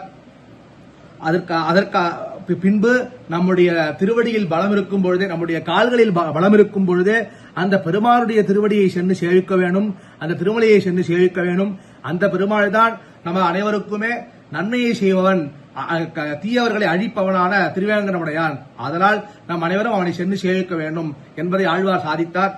அதே போல இந்த ஒரு பாசுரத்திலே மன்னோர்க்கும் விண்ணோர்க்கும், மண்ணில் இருக்கக்கூடிய சம்சாரிகளுக்கும் சரி, விண்ணில் இருக்கக்கூடிய நித்தியசூரிகளுக்கும் சரி, அந்த திருவேங்கடமே, அந்த திருமலையே அடையத்தகுந்த இடமாகும் என்பதை ஆழ்வார் இந்த பாசுரத்திலே மிகவும் அழகாக காண்பித்தார். இப்பொழுது 46ஆம் பாட்டு. விலங்குகளும் கூட அடையத்தகுந்ததாக இருக்கின்ற திருமலையை எல்லாரும் அடையவல்லீர்களாகில் உங்களுக்கு நல்லது. நமக்கு என்ன நல்லது? ஆழ்வார் பார்த்தார், நித்தியசூரிகள் மற்றும் சம்சாரிகளுக்கு மட்டும் இல்ல, அந்த விலங்குகளுக்கும் கூட அந்த திருமலை தான் என்ன சொல்றார், அடையத்தகுந்ததாக இருக்கிற இடம். அதனால என்ன, உங்களுக்கு அந்த ஒரு திருமலையை அடையவல்லீர்களாகில் உங்களுக்கு எது நல்லது? அந்த திருமலை அடையிறது தான் நல்லது. ஏன், அந்த மிருகங்களுக்கு கூட அந்த ஒரு திருமலை தான் அடையத்தகுந்த இடம். அப்படின்னா உங்களோட எது நீங்க பாத்துக்கோங்க. அதனால உங்களுக்குமே அடையத்தகுந்த இடம், நான் உங்க நல்லதுக்கு நான் சொல்றேன், அந்த அடையத்தகுந்த இடம் திருமலை தான் அப்படிங்கறத இந்த ஒரு பாசுரத்திலுமே ஆழ்வார் சாதிக்கிறார். வைப்பன் மதிவிளக்கா மாமதியை மாளுக்கன் எப்பொழுதும் கை நீட்டும் யானையை எப்பாடும் வேடு வளைக்க குறவர் வில்லெடுக்கும் வேங்கடமே நாடு வளைத்தாடு மேல் நன்னு.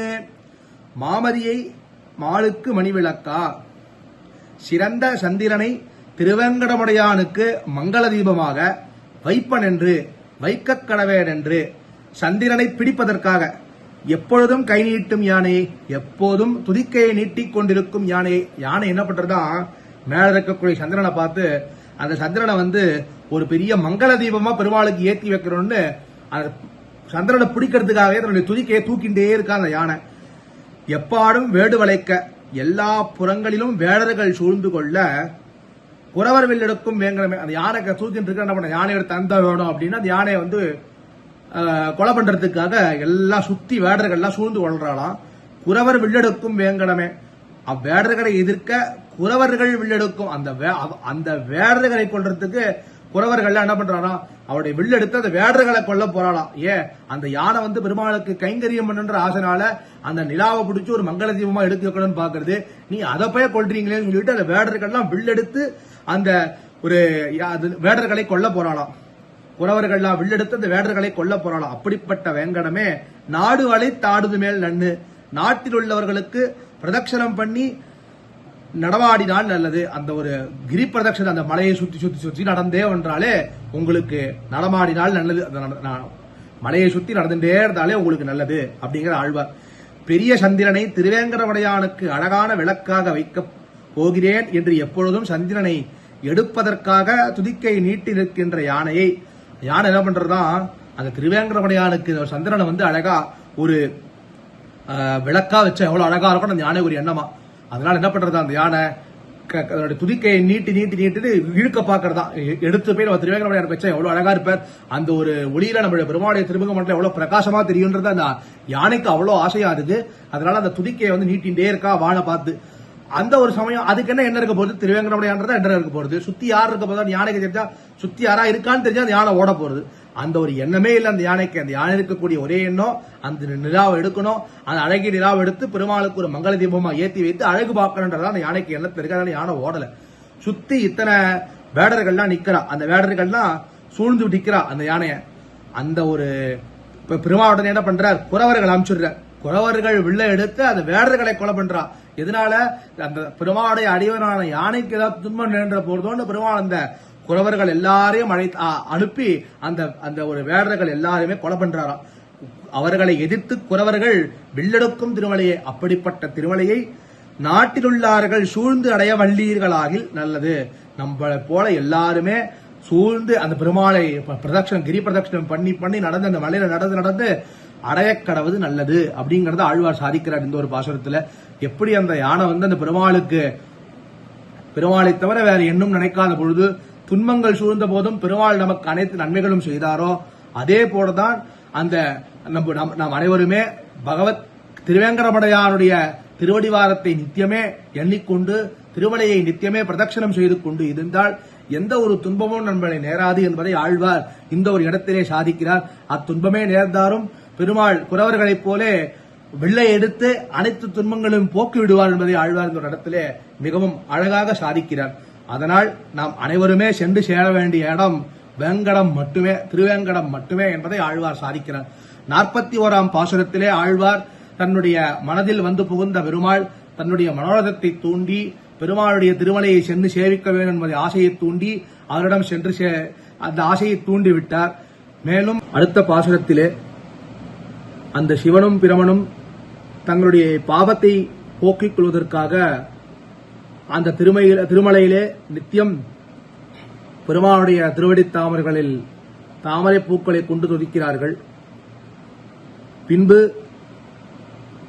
அந்த பூமியினுடைய பெருமையை உணர்ந்து எந்த ஒரு பயனையும் எண்ணாமல் பெருமாளுக்கு திருவந்திக்காப்பிட பிரமனும் சிவனும் அந்த திருவந்திக்காப்புக்குரிய அனைத்து வஸ்துக்களையும் சிறமேல் வைத்துக் கொண்டு திருவேங்கடமலைக்கு நித்தியமும் சந்தியா வேளையிலே சாயங்கால வேளையிலே கைங்கரியம் செய்து கொண்டிருக்கிறார்கள். பின்பு நம் கால்களில் சக்தி உள்ள அளவும் அந்த திருமலையை சென்று சேவிக்க வேண்டும் என்பதை ஆழ்வார் சாதித்தார். பின்பு அந்த திருமலையே விண்ணோர்க்கும் மண்ணோர்க்கும் வைப்பு, சம்சாரிகளுக்கும் நித்தியசூரிகளுக்கும் அடையத்தகுந்த இடமாகும் என்பதை சாதித்தார். பின்பு அவ்விருவருக்கும் மட்டுமல்லாமல் மிருகங்களும் கூட அந்த திருமலையே ஆதாரமாக கொண்டிருக்கிறது. யானையானது அந்த ஒரு அழகிய நிலவை பெருமாளுக்கு மங்கள தீபமாக ஏத்த ஆசைப்பட்டு அதை பிடித்துக் கொள்ள துதிக்கையை பயன்படுத்தும் பொழுது எப்படி அந்த பெருமாள் அதை ரட்சித்தாரோ அதே போல நம் அனைவரையுமே அந்த பெருமாள் ரட்சிப்பார் என்பதை ஆழ்வார் சாதித்தார். பொழுது 47ஆம் பாட்டு. திருமலையை அடைய வேண்டுவது எதற்காக எண்ணில் எம்பெருமான் அவ்விடத்தை விரும்பி இருப்பதால் என்று திருமலையை அனுபவிக்கிறார். இப்ப எதுக்காக ஆழ்வார் எல்லா பாசுரத்தையும் நம்ம திருமலையை போய் அடைய வேணும்? மற்ற எவ்வளோ திவ்ய தேசங்கள் இருக்கு, எதுக்காக போய் நம்ம திருவேங்கடத்தையே போய் அடைய வேணும் என்று ஆழ்வார் சாதிக்கிறார் அப்படின்னா, அந்த எம்பெருமான் என்ன பண்றார், அந்த இடத்தையே விரும்பி இருக்கார். அந்த பெருமாள் என்ன பண்றாருன்னா அந்த திருமலையே விரும்பிதான் போய் பெருமாள் நிற்கிறார். முதல் பாசுரத்திலே காமிச்சார். இந்த 41 பாசுரத்திலே பெருமாளே விரும்பி இருக்கக்கூடிய திருமலை. அந்த எம்பெருமாளே விரும்பி இருப்பதனால அந்த திருமலைக்கு தனி ஒரு ஏத்தம். அந்த திருமலையை அதனாலதான் ஆழ்வார் இவ்வளவு அனுபவிக்கிறார். பெருமாளே ஆசைப்பட்டு இருக்கார் அந்த இடத்துல. அந்த இடம் எவ்வளவு வைலட்சணத்தை கொண்டிருக்கும். அதுதான் இந்த திருமலைக்கு மேல ஆழ்வாருக்கு அலாதி ஆசை. நன்மணி வண்ணனோர் ஆழியும் கோளரியும் பொன்மணியும் முத்தமும் பூமரமும் பல்மணி நீரோடு பொருதருளும் காணமும் வானரமும் வேடுமுட வேங்கடம். ஆழியும் கோளரியும் யாழிகளும் வலிய சிங்கங்களும் பொன் மணியும் முத்தமும் பூமரமும் பொன்களும் மாணிக்கங்களும் முத்துக்களும் பூத்த மரங்களும் என்னென்னலாம் இருக்கு. பொன்கள் இருக்கா, மாணிக்கம் இருக்கா, முத்துக்கள் இருக்கா, பூத்த மரங்கள் நிறைய, புஷ்பங்கள்லாம் பூத்த மரங்கள் நிறைய இருக்கான். பல் மணிநீரோடு பொருதருளும் காணமும் பல்வகை ரத்தினங்கள் அருவிகளோடு கலந்து விழுகின்ற காடுகளும். அந்த அருவிகள்லாம் எப்படி இருக்கான், பல பல மணிகள் எல்லாம் கொண்டு சேர்க்கிறதா. அந்த அருவிகள் ஃபுல்லா விலமதிக்க முடியாத மணிகள் தான் இருக்கான். வானரமும் வேடுமுட வேங்கடம், குரங்குகளும் வேடர்களும் இவற்றை உடைய திருமலையானது. அந்த எப்படி இருக்கான், வானரம் இருக்கான். அந்த வானரத்தெல்லாம் வேட்டையாடுறதுக்கு வேடர்கள் இருக்கலாம். அந்த ரெண்டுமே இருக்கக்கூடிய வேங்கடம். நல்மணி வண்ணூர், நல்ல நீலமணியின் வடிவை உடையவனுடைய ஊராகும். யாருடைய ஊர் இது? நீலமேகத்தை வடிவாக கொண்ட, நிறமாக கொண்ட அந்த திருவேங்கடமுடையாருடைய ஊராகும் என்பதை ஆழ்வார் நிலத்திலே சாதிக்கிறார். விரும்பத்தக்க நிறத்தை உடையவனுடைய ஊர். நன்மணி அப்படின்னா விரும்பத்தகுந்த நிறத்தை உடையவனுடைய ஊர். அதே போல எப்படி யாழிகளும் சிங்கங்களும் இருக்கக்கூடிய ஊர். பலவித வர்ணங்களோடு கூடிய மணிகள் கலந்த நீரோடு கூடிய காடு. அந்த காடு எப்படி இருக்கா, அந்த அருவிகள்ல பல பல மணிகள் இருக்கு. அந்த மணிகளோட வர்ணங்கள்லாம் அந்த நீர் எடுத்துக்கொண்டு அந்த நீர்கள் அந்த மணிகள் கொட்டும் போது நீரே விதவிதமான வர்ணங்கள்ல கொட்டுற மாதிரி இருக்கான் அந்த காட்டுல. அது மட்டுமா இருக்கு, வானரம் இருக்கான், வேடர்களுடைய இருக்கும். அந்த வேடர்களும் இருக்கா, வானரங்கள் இருக்கா, பல மணிகளை கொண்ட அருவிகளும் இருக்கு. அந்த திருமலை அருவிகள் பெருகத் தொடங்கினால் எல்லாவற்றையும் உடையதாக இருக்கும். அந்த திருமலை இருக்கக்கூடிய அருவிகள்லாம் பெருக்கெடுத்து போச்சுன்னா அது எல்லாமே உடையதா இருக்குமா. நீருக்கு அஞ்சி மரங்களில் ஏறுகிற குரங்கும் வேடர்களும். எப்படி அந்த நீர் மொத்தமா ஃபுல்லா அருவிகள்லாம் நீர் சூழ்ந்துட்டு இடம் இருக்கிறது இடம் இருக்காம மரத்தை போய் ஏறின்றுவாளாம் அந்த வேடர்களும் குரங்குகளும். அவ்வளோ நீர் பிரவாகங்கள் இருக்குமா அந்த திருவேங்கடத்துல. எப்படி இருக்குமா, நல்ல மணிகளா இருக்குமா. அந்த மணிகளுடைய பிரகாசங்கள்ல அந்த நீர்ல வர்ணங்கள்லாம் தெரியுமா. அந்த அளவுக்கு அழகான ஒரு மலைகள் இருக்குமா. அந்த ஒரு மணிகள் என்ன, யாழிகள் என்ன, சிங்கங்கள் என்ன, பல வகை ரத்தினங்கள் என்ன, முத்துக்கள் என்ன, மாணிக்கங்கள் என்ன, வானரங்கள் என்ன, வேடர்கள் என்ன, எல்லாருமே சூழ்ந்த அந்த நீல மணிவண்ணனுடைய ஊர் தான் திருவேங்கடம். அந்த ஒரு ஊர் தான் அடியனுக்கு மிகவும் பிடித்த ஊர். அந்த பெருமாளே விரும்பி இருக்கக்கூடிய ஊர். அதனால அது அனைவருக்குமே அடையத் தகுந்தது என்பதை ஆழ்வார் இந்த பாசுரத்திலே சாதிக்கிறார். அதனால் முதல் பாசுரத்திலே ஆழ்வார் என்ன சொன்னார், அந்த பெருமாள் தன்னுடைய திருவுள்ளத்திலே புகுந்து விட்டார். புகுந்ததன் காரணமாக அந்த பெருமாள் ஆழ்வாருடைய மனோரதத்தை தூண்டிவிட்டார். அதே போல அடுத்த பாசுரத்தில் பிரமனும் சிவனும் தங்களுடைய துன்பத்தை போக்கிக் கொள்வதற்காக அந்த திருவேங்கடத்திலே நித்தியவாசம் பண்ணி பெருமாளுடைய திருவடி தாமரைகளிலே நித்தியமும் தாமரை பூக்களிட்டு துதிக்கிறார்கள் என்பதை பார்த்தோம். அடுத்த பாசுரத்தில் அந்த பூமிக்கு உண்டான பெருமையை அவர்கள் உணர்ந்து அதனால் அந்த பெருமாளுக்கு கைங்கரியம் செய்ய வேண்டும் என்று எண்ணி அந்த பெருமாளுக்கு நித்தியமும் சந்தியா வேளையிலே சாயங்காலத்திலே முத்துக்கொடைகள் கொண்டு வந்து ஏந்தி கொண்டு வந்து அந்த பெருமாளுக்கு திருவந்தி காப்பிட்டார்கள். அதே போல அடுத்த பாசுரத்திலே நம் கால்களில் நம் தேகத்தில் வலிமை இருக்கும் பொழுதே அந்த திருமலையை சென்று அடைய வேண்டும் என்று ஆழ்வார் கூறினார். அடுத்த பாசுரத்தில் இந்த மன்னோருக்கும் விண்ணோருக்கும் நித்தியசோரிகளுக்கும் சம்சாரிகளுக்கும் அந்த திருவேங்கடமே அடையத்தகுந்த இடம் என்பதையும் சாதித்தார். அந்த இருவருக்கு மட்டுமல்ல, அந்த வானரங்களுக்கு மிருகங்களுக்கும் கூட அந்த திருவேங்கட மாமலையே அடையத்தகுந்த இடம் ஏன் இப்படி ஆழ்வார் ஒவ்வொரு பாசுரத்திலும் திருவேங்கடத்திற்கே சென்று சேர வேணும் என்று கூறினார் என்பதை இந்த ஒரு பாசுரத்திலே அழகாக காட்டினார் ஆழ்வார். அந்த பெருமாளே அவ்விடத்தை விரும்பி இருப்பதனாலே அந்த இடத்தையே நாம் அனைவருக்கும் அடையத்தகுந்த இடமாகும் என்பதை ஆழ்வார் இந்த ஒரு பாசுரத்திலே காண்பித்தார். அடுத்தது 48ஆம் பாசுரம்.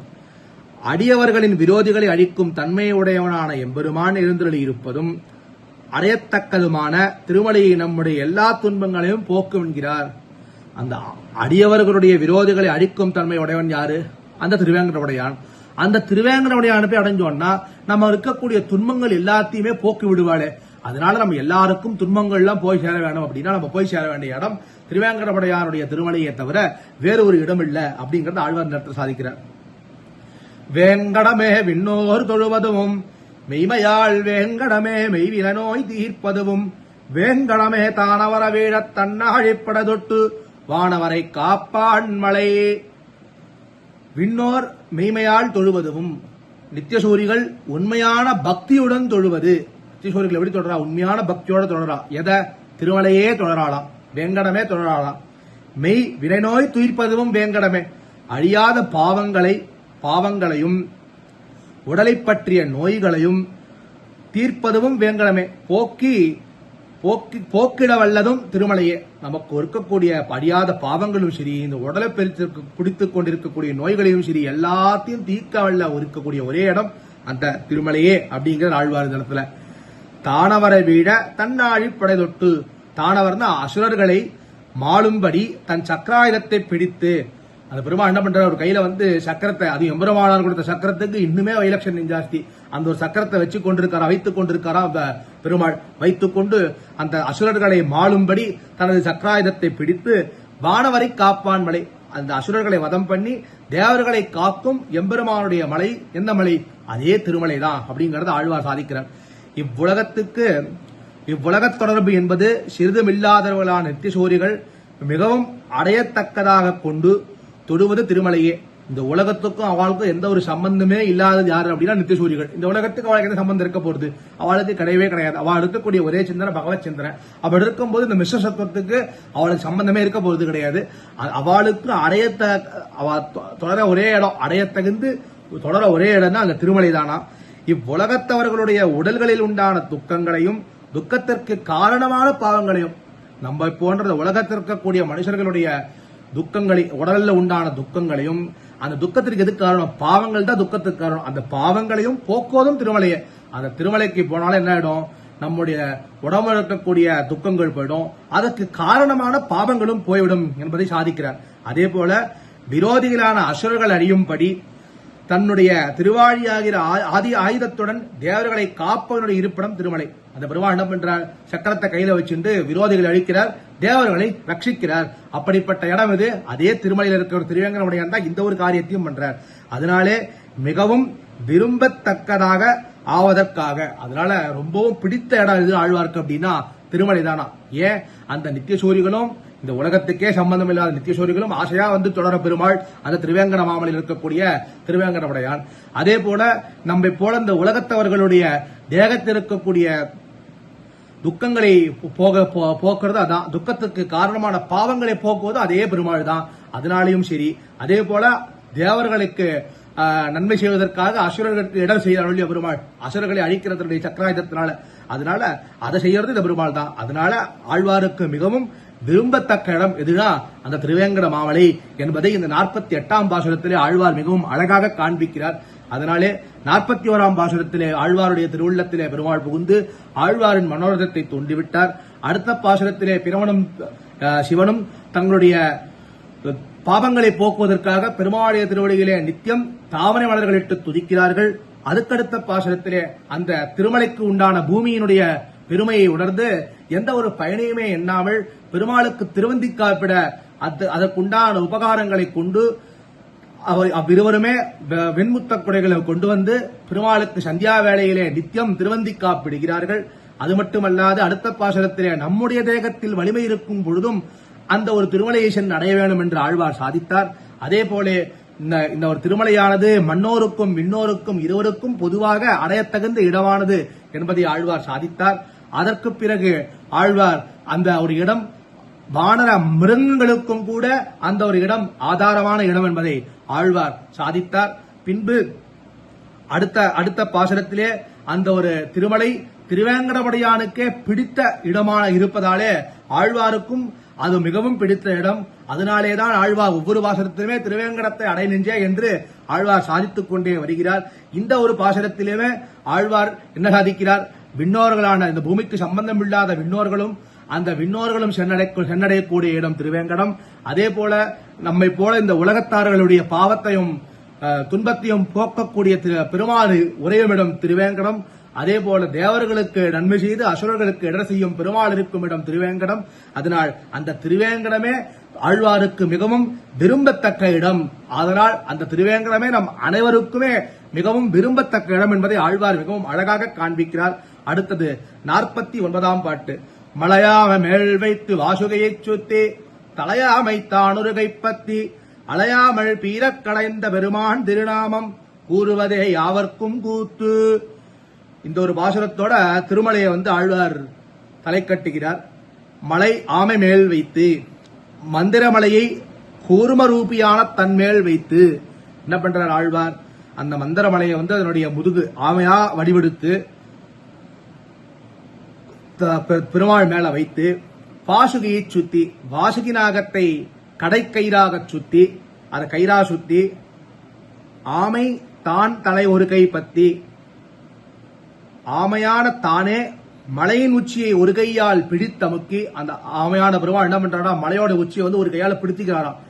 எதுக்கு பிடிச்சுக்கிறார்னா அலையாமல் பீரக்கடைந்த நீரானது வெளியில புரளாமல் அமுதம் புறப்படும்படியாக என்ன ஆயிட்டா போடுங்க பிடிச்சுட்டாதான் நீர் வெளில போகாம அமுதம் அந்த அமிர்த மதனமானது நடக்கும். அதனால அது ஒரு கையால அந்த மலையை பிடிச்சுட்டாராம் பெருமாள் ஆமையாக எழுந்தருளி இருந்து.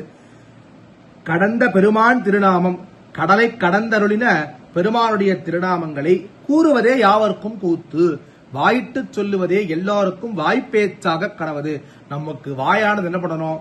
அந்த பெருமாள் திருவேங்கடத்தில் இருக்கக்கூடிய பெருமாளுடைய திருநாமத்தையே நாம் அனைவருமே சொல்லிக்கொண்டே இருக்க வேணும் என்பதை ஆழ்வார் சாதிக்கிறார் இவ்விடத்திலே. அர்த்தம்: மந்தரமலையை ஆமை உருக்கொண்டு தன் மீது வைத்து வாசுகி என்ற பாம்பை கயிற்றாகச் சுத்தி அந்த மலையினுடைய தலையாகிய மேல் பகுதியை ஆமையாகிய தானே ஒரு கையால் பற்றி கொண்டு தழும்பாமல் கடலை முழுவதும் கடைந்து எம்பெருமானுடைய திருநாமம். எப்படிப்பட்ட பெருமானுடைய திருநாமம்? இந்த பெருமான் என்ன பண்ற? ஆமையா தான் உருவு கொண்டு அந்த மந்திரமலையை அதனுடைய முதுகு மேல வைத்துக் கொண்டு வாசுகின்ற நாகத்தை கைதாக வைத்துக் கொண்டு தானே ஒரு கையால அந்த மலைக்கு மேல பிடித்துக் கொண்டு அந்த மலையை கடைய சொல்றார். எதுக்காகனா மேல ஏன் பிடித்துக்கிறார்னா ததும்பாம இருக்கும், ஜலங்கள் ததும்பாம அமிர்தமானது வெளில சுரக்குன்றதுக்காக பெருமாள் இத்தனை காரியம் பண்றார். அப்பேற்பட்ட அந்த பெருமாளுடைய திருநாமம் கூறுவதே யாவர்க்கும் கூத்து. அவன் திருநாமத்தை கூறுவதே யாவர்க்கும் சொல்லாகும். சொல்லுனாலே என்னது? வாயிலேந்து வரக்கூடிய சொல்லுனாலே அது திருவேங்கடத்தில் இருக்கக்கூடிய பெருமாளுடைய திருநாமமே ஆகும். இந்த இடத்துல நம்ம திருவேங்கடம்னு எடுத்துக்கலாம். அதே போல இந்த ஆமையாகி அந்த பெருமாள் இவ்வளவு பண்ணிருக்காரோ இல்லையோ, அதனால அந்த பெருமாளுடைய வைலட்சணத்தை இந்த இடத்துல ஆழ்வார் சாதிக்கிறார். கூறுவதே யாவர்க்கும் கூத்தாக இருக்க வேணும். அலையாமல் பீரக்கடைந்த கடைகின்ற பொழுது கடலானது சிதறிவிடாமல் நிகழும்படியாக கடைந்து இப்படி அந்த அந்த அணுங்காம குழுங்காம வெள்ள வராம ஆழ்வார் பெருமாள் இடத்துல புரிச்சுட்டாரோ இல்லையோ, அந்த மாதிரி அலையாமல் பீரக்கடைந்த பெருமாளுடைய திருநாமம். அப்படி அந்த பெருமாள் எப்படி பிடித்துக் கொண்டாரோ அதே போல அந்த பெருமாளுடைய திருநாமத்தையே நாம் சொல்லாக கொள்ள வேணும் என்பதை ஆழ்வார் தளத்திலே சாதிக்கிறார். 48ஆம் பாசுரம் வரை ஆழ்வார் திருமலையை சொன்னார். இந்த ஒரு பாசுரத்தில் ஆழ்வார் அந்த பெருமாள் ஆமையாக உருவெடுத்து எப்படி அந்த அமிர்தமதனத்தை செய்து வைத்தார் என்பதை காட்டி அந்த பெருமாளுடைய திருநாமத்தை நாம் எப்பொழுதுமே கூறுவதே கூத்து என்பதை ஆழ்வார் தளத்திலே சாதிக்கிறார்.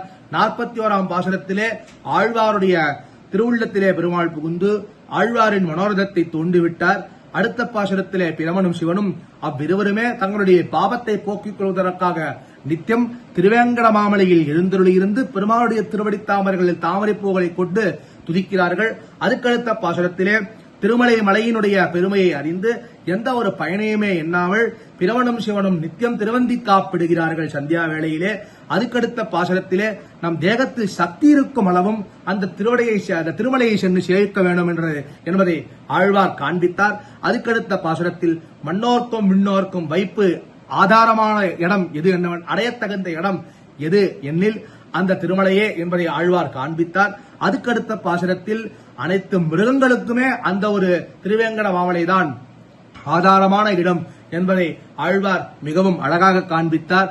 இப்படி தான் எதற்காக ஆழ்வார் அனைத்தையுமே திருவேங்கடத்திற்கே சென்று சேர வேண்டும் என்பதை காண்பித்தார் என்ற கேள்வி எழ ஆழ்வார் அதற்கு அந்த திருவேங்கடமுடையானே ஆசைப்பட்டு நிற்கின்ற இடமானது ஆகையாலே அந்த ஒரு திருமலையே நாம் அனைவரும் அடையத்தகுந்த இடம் என்பதை காண்பித்தார். அதுக்கடுத்த பாசுரத்திலே இந்த உலகத்திற்கு சம்பந்தமில்லாத விண்ணோரும் ஆசைப்பட்டு துதிக்கிற இடம் திருவேங்கடம். அதே போல இந்த மன்னோருடைய தேகத்தில் உள்ள பாபங்களும் அந்த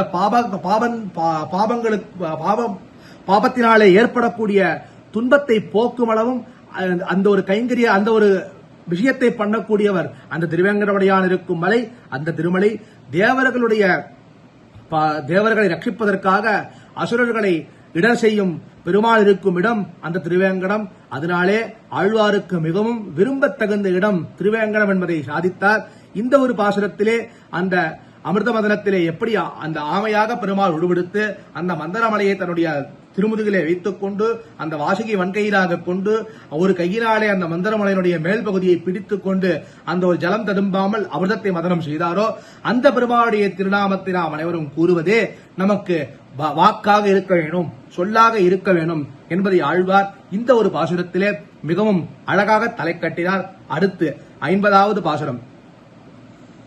சரவஸ்லோகத்தினுடைய பொருள் என்னுடைய நெஞ்சில் இருக்கும் பொழுது எல்லா விரோதங்களும் எனக்கு தொலைந்துவிடும் என்பதில் ஐயம் ஒன்றும் இல்லை என்கிறார். எப்போதும் எம்பெருமானையே நான் நினைத்துக் கொண்டிருப்பதால் எனக்கு ஒரு துன்பம் வராது என்கிறார் என்று பொருள் கொள்ளலாம். என்ன சொல்றார் இந்த இடத்துல ஆழ்வார் இந்த பாசுரத்துல? கிருஷ்ணாவதாரத்தில் நீ சொன்ன சரவஸ்லோகம், அந்த ஸ்லோகத்தினுடைய பொருள் என்னுடைய நெஞ்சில எப்பொழுதுமே இருக்கும் பெருமாளே.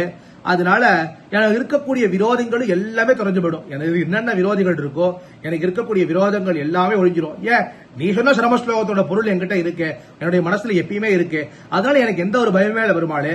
அது மட்டும் இல்ல, நான் உன்னையே தான் நினைச்சிட்டு இருக்கேன். எனக்கு வேற சிந்தனையே கிடையாது, பகவத் சிந்தனையை தவிர வேற எந்த ஒரு சிந்தனையுமே எனக்கு கிடையாது.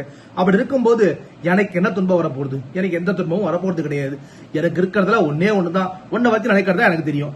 அதை தெரிஞ்ச எனக்கு மற்ற துன்பங்கள் எது எனக்கு கிட்ட போறது அப்படிங்கறத ஆழ்வார் இந்த ஒரு பாசனத்துல சாதிக்கிறார். கூத்தமும் சாரா கொடுவினையும் சாரா தீமாத்தமும் சாரா வகையறிந்தேன் ஆத்தங்கரை கிடக்கும் கண்ணன் கடல் கிடக்கும் மாயனுரை கிடக்கும் உள்ளத்தெனக்கு. கூத்தமும் சாரா கொடிவினையும் சாரா யமபயமும் அணுகாமையும் கொடிய பாவங்கள் அணுகாமைக்கும் தீ மாத்தமும் சாரா வகையறிந்தேன் அனர்த்தத்தை அடையாமைக்கும் வழியை அறிந்து கொண்டேன். எனக்கு யமபயமும் கிடையாது. அது எப்படி போக்கணும்னு எனக்கு தெரியும் யமபயத்தை. அதே போல எப்படி ஒரு கொடிய பாவங்கள் கிட்ட போகாம இருக்கணும்ன்றது எனக்கு தெரியும். எப்படி நான் ஒரு அனர்த்தத்தை அடையாம இருக்கணும்ன்றது எனக்கு தெரியும். அதுல அறிந்து கொண்ட பெருமாளை எப்படி ஆத்தன் கரை கிடக்கும் கண்ணன், அந்த காவேரி கலையில அந்த கவித்தலத்துல சயனித்திருக்கும் கண்ணனான நீ, கடல் கிடக்கும் மாயன் திருப்பார்கடலில் சயனித்திருக்கும் ஆச்சரியபூதனுமானவனுடைய உரை எனக்கு உள்ளத்து கிடக்கும் வார்த்தையாகிய சரமஸ்லோகமானது என் நெஞ்சில் பதிந்திருக்கும். அந்த கவித்தலத்தில் இருக்கக்கூடிய அந்த கண்ணனுடைய திருவாக்கும் சரி, அதே போல திருப்பார்கடலில் இருக்கக்கூடிய உன்னுடைய திருவாக்கான சரமஸ்லோகத்தினுடைய அர்த்தம் என்னுடைய நெஞ்சில் நன்றா பதிந்திருக்கும் போது எனக்கு ஏது அவபயம், எனக்கு ஏது கொடிய பாவங்கள் அன்றும் எனக்கு எப்படி அனர்த்தமானது சேரும் என்பதை ஆழ்வார் இந்த இடத்திலே ரொம்பவும் அழகாக சாதிக்கிறார். எனக்கு மரணபயம் ஏற்படாமைக்கும் கொடிய பாவங்கள் என்னை அணுகாமைக்கும் எனக்கு கேடுகள் ஏற்படாமைக்கும் காரணத்தை அறிந்து கொண்டேன் பெருமாளே.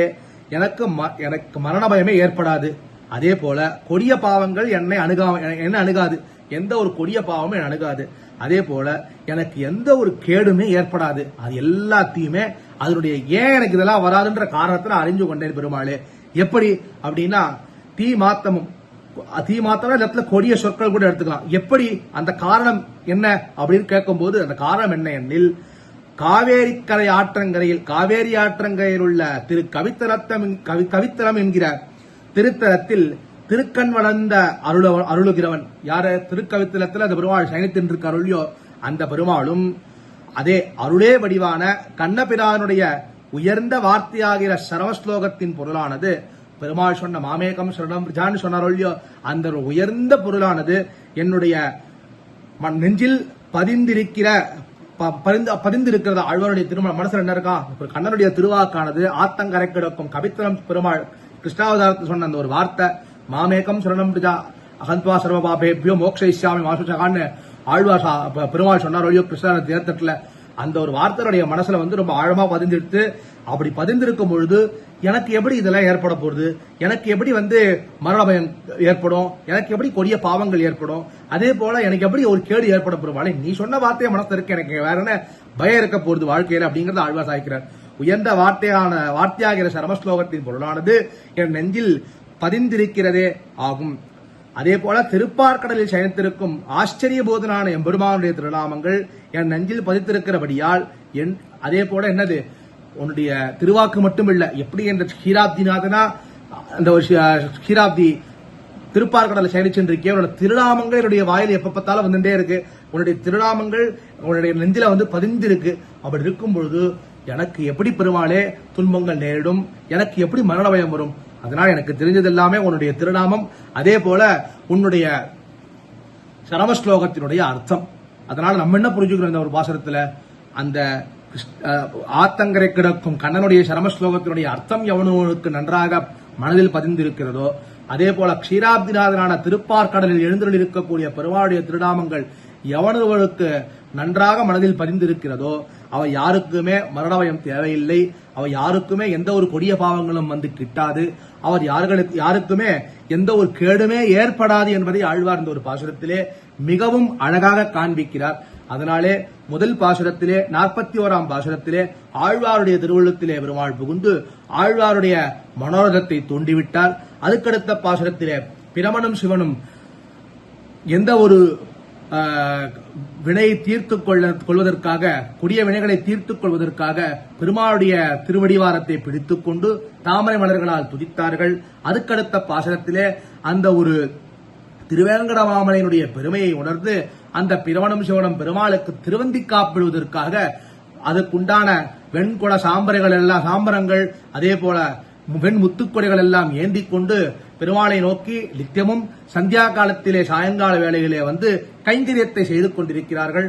நாம் அனைவருக்கும் நம் உடம்பில் ஆரோக்கியமும் தேக திடகாத்தமாக இருக்கும் பொழுதே நாம் அனைவரும் அந்த பெருமாளை சென்று சேவிக்க வேண்டும், திருமலை அடைய வேண்டும் என்பதை ஆழ்வார் சாதித்தார். அது மட்டுமல்ல, அந்த ஒரு இடமானது யார் யாருக்கு அடையத்தகுந்தது என்றால் மன்னோருக்கும் விண்ணோருக்கும் அந்த ஒரு இடமானது அடையத்தகுந்தது என்றால் அது மட்டுமல்ல, அவ்விருவரும் ஒழிய அந்த மிருகங்களுக்குமே ஒரு ஆதாரமான இடம் என்பதை ஆழ்வார் சாதித்தார். அடுத்த பாசுரத்திலே அந்த பெருமாளுக்கே அந்த ஒரு இடம் பிடித்ததாலே ஆழ்வார் அந்த ஒரு இடமே நம் அனைவருக்குமே அடையத்தகுந்த இடம் என்பதை ஆழ்வார் சாதித்தார். அதுக்கடுத்த பாசுரத்திலே எப்படி அந்த பெருமாள் விண்ணோர்களாலும் ஆசையுடன் துதிக்கப்படுகிறார், அதே போல அந்த மன்னோர்களுடைய பாபத்தையும் துன்பத்தையும் எப்படி பெருமாள் போக்கிறார், அதே போல அந்த தேவர்களை ரட்சிப்பதற்காக எப்படி அசுரர்களை பெருமாள் அழிக்கிறார், இவ்வனைத்தையும் செய்யும் பெருமாள் எங்கிருக்கிறார் என்றால் அந்த திருவேங்கடத்திலே இருக்கிறார். அதனாலே அந்த திருவேங்கடம் அடியனுக்கு மிகவும் பிடித்த இடமாக இருக்க வேணும் என்பதை ஆழ்வார் நம் அனைவருக்குமே சாதித்தார். அதுக்கடுத்த பாசுரத்திலே அந்த அமிர்த மதனத்திலே எப்படி ஆமையாகத்தான் எழுந்தருளி அந்த ஒரு பெருமாளுடைய சேஷிதங்கள் செய்து அந்த பெருமாளுடைய திருநாமத்தையே நாம் யாவருமே கூற வேணும், அதுவே நமக்கு கூத்தாக இருக்க வேணும், அதுவே நமக்கு சொல்லாக இருக்க வேண்டும் என்பதை ஆழ்வார் சாதித்தார். அது மட்டுமல்லாது நாம் அனைவருக்குமே எந்த ஒரு காலத்திலும் யமபயமும் வேண்டாம், எந்த ஒரு காலத்திலுமே எந்த ஒரு பெரிய துன்பமும் நம்மை அணுகாது, அதே போல எந்த ஒரு கேடுமே ஏற்படாது என்பதை ஆழ்வார் சாதித்தார்.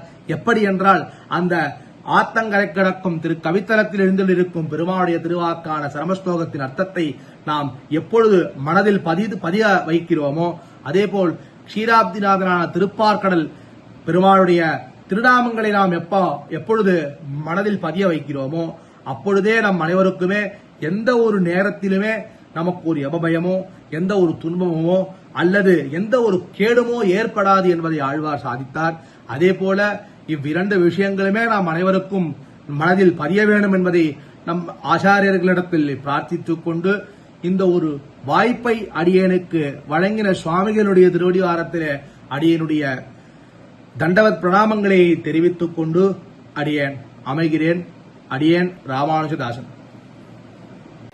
பற்பமென திகழ் பைங்கழலும் தன் பல்லவமே விரலும் பற்பமென திகழ் பைங்கழலும் தன் பல்லவமே விரலும் பாவனமாகிய பைந்துவராடை பதிந்த மருங்கழகும் பாவனமாகிய பைந்துவராடை பதிந்த மருங்கழகும் முப்புரி நூலோடு முன் கையில் ஏந்திய முக்கோல் தன்னழகும் எப்பொழுதும் யதிராசன் வடிவழகு என் இதய துள்ளதால் இல்லை எனக்கெதிர் இல்லை எனக்கெதிர் இல்லை எனக்கெதிரே இல்லை எனக்கெதிர் இல்லை எனக்கெதிர் இல்லை எனக்கெதிரே